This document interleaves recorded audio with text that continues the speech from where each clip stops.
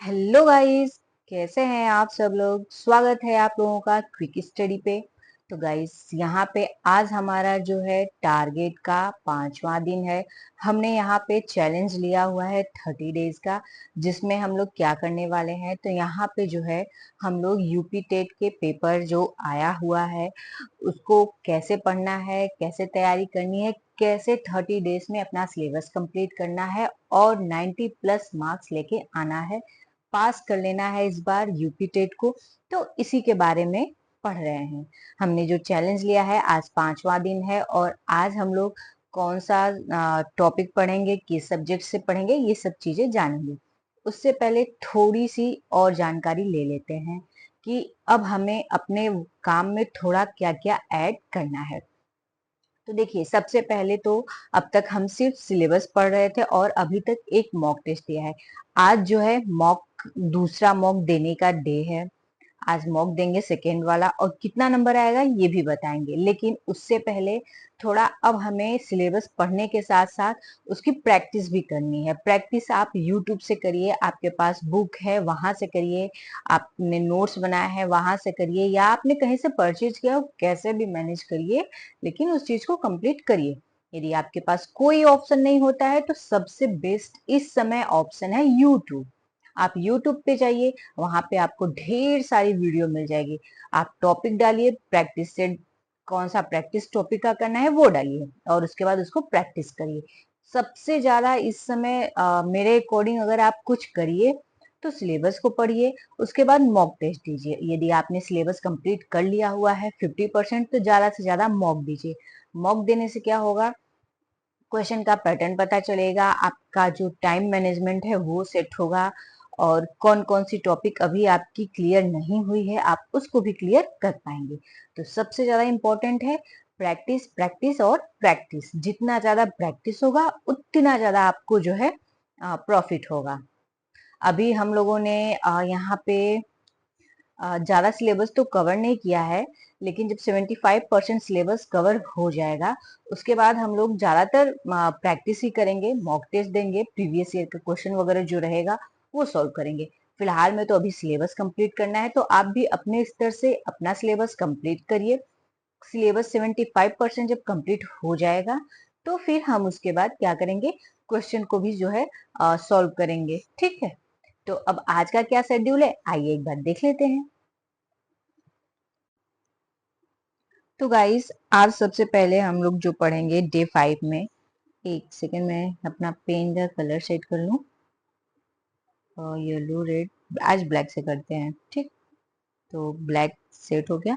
हाँ, तो आज जो हम लोग स्टार्ट करेंगे, आज जो है सीडीपी में लेंगे शिक्षण, शिक्षण विधियां, विधाएं जो है, ठीक है। यानी आज की हमारी ये वाली पूरी टॉपिक रहेगी। ये हमारा डे 5 का हो गया, शिक्षण विधियां। यहाँ पे थोड़ा लंबा टॉपिक है तो इसको ध्यान से पूरा पढ़ेंगे, अच्छे से पढ़ लेंगे, ये कंप्लीट हो जाएगा। उसके बाद लैंग्वेज में लेनी है, तो लैंग्वेज में प्रत्यय, उपसर्ग, तद्भव, तत्सम, देशज, शब्दों की पहचान एवं उनमें अंतर।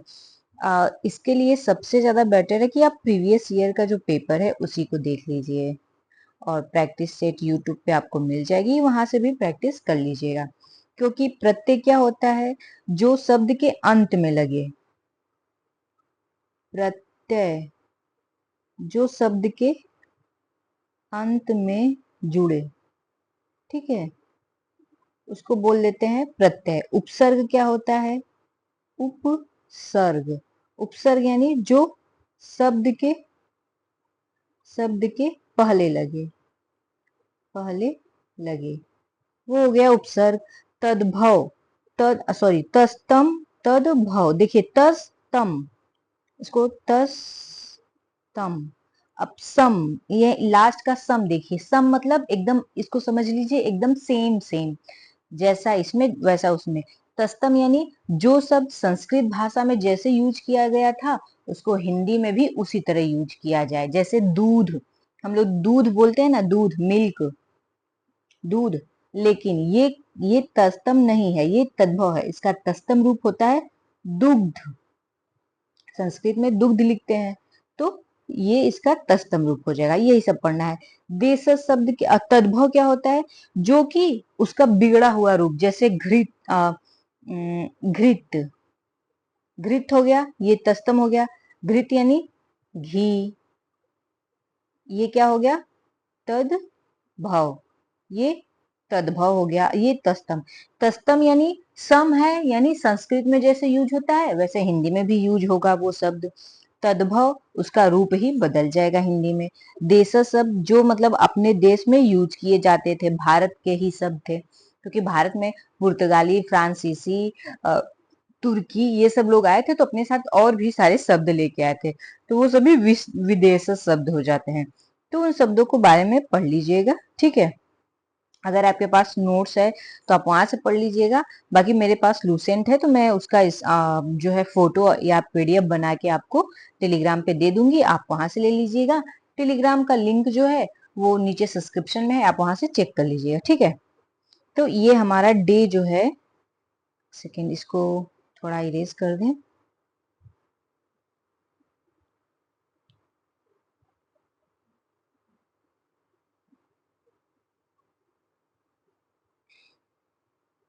ये हमारा डे 5 हो गया, ठीक, हिंदी का। अब आते हैं इंग्लिश के लिए।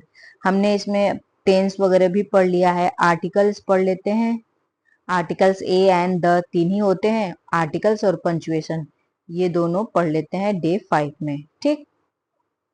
और आगे अब आता है मैथ, गणित, जिसमें हम लोगों को क्या पढ़ना है आज। आज जो है परिमिति, परिमाप पढ़ेंगे, त्रिभुज का, आयत का, वर्ग का, चतुर्भुज का। इसको पढ़ने के साथ साथ ना, इससे रिलेटेड मतलब जितने भी क्वेश्चन है उसकी प्रैक्टिस जरूरी है, क्योंकि सिलेबस में जो दिया है वो तो ठीक है, लेकिन क्वेश्चन क्या होता है ना कि उसमें टाइप भी बदल जाते हैं। तो इस तरह से ये हमारा डे 5 का मैथ का हो गया। और ईवीएस में अब हम लोग क्या पढ़ेंगे, खेल एवं भावना तो हो ही चुका है। हाँ, भारत, भारत में नदियां, पर्वत, पठार, वन, यातायात, द्वीप एवं महासागर। महासागर है, ठीक है, महासागरीय धाराएं इसमें ऐड कर लीजिए, महासागरीय धाराएं, ठीक।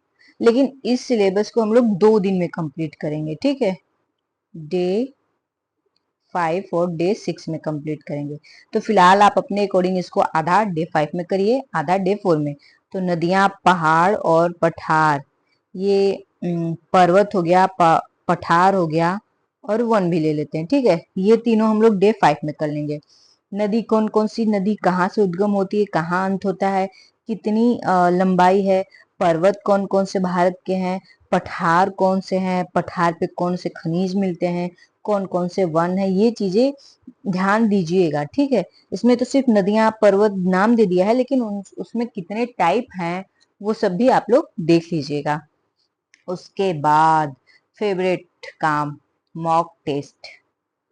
यहाँ पे मॉक टेस्ट एक हो चुका है, आज मॉक टेस्ट दूसरा होगा, ठीक। 2 मॉक टेस्ट हम लोगों के आज हो जाएंगे, यानी आज एक मॉक टेस्ट भी लगाना है, कल फिर आगे बात करेंगे, ठीक है। अब हम मिलते हैं नेक्स्ट वीडियो में, तब तक के लिए थैंक यू दोस्तों।